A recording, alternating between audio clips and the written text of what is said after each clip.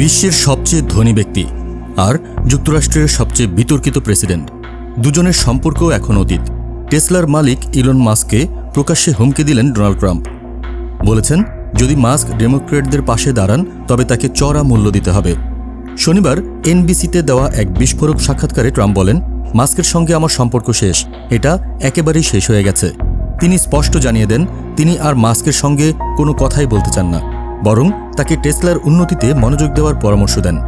এতদিন যে Elon Musk ট্রাম্পের সভায় সামনে বসতেন, যিনি ট্রাম্পের প্রচারণা তহবিলে দিয়েছিলেন প্রায় 28 কোটি 80 লাখ ডলার, তিনি এখন অকৃতজ্ঞ, বিশ্বাসঘাতক ট্রাম্পের ভাষায়।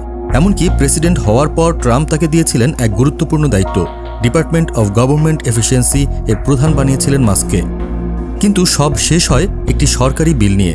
কর ছাড় ও প্রতিরক্ষা ব্যয় বাড়ানোর বিল সই করেন ট্রাম্প, তাতেই চটে যান মাস্ক।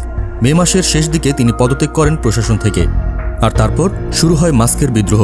তিনি বলেন, এই ট্রাম্পই ছিলেন জেফ্রি অ্যাপস্টেইনের বন্ধু, আর আমি অর্থ না দিলে তিনি নির্বাচনে জিততেন না। আর তাই শনিবার ট্রাম্প সাফ জানিয়ে দেন, যদি ইলন মাস্ক এখন ডেমোক্র্যাটদের সহায়তা করেন তাহলে তাকে গুরুতর পরিণতির মুখোমুখি হতে হবে। He will have to pay a heavy price. তাহলে কি এবার বিশ্বের সবচেয়ে প্রভাবশালী ধনকুবের ও প্রেসিডেন্টের মধ্যে শুরু হবে সরাসরি সংঘর্ষ? ডেমোক্র্যাটদের পাশে দাঁড়ালে মাস্কের ভবিষ্যৎ কি রাজনৈতিক প্রতিহিংসায় তলিয়ে যাবে? এই লড়াই শুধু দুই ব্যক্তির নয়, এটা ক্ষমতা বনাম অর্থের, ব্যবসা বনাম রাজনীতির। আর সেটাই এখন গোটা দুনিয়ার নজরে। আপনার মতামত কি? ইলন মাস্ক কি সত্যিই বিপদে পড়তে যাচ্ছেন, নাকি এ কেবল ট্রাম্পের স্ট্র্যাটেজি? কমেন্টে জানান আপনার ভাবনা। আর এমন আরও বিশ্লেষণাত্মক নিউজ পেতে সাবস্ক্রাইব করুন দেশজগৎ নিউজ। বেল আইকনে ক্লিক করে রাখুন, কারণ সামনে আরও বড় ধামাকা আসছে।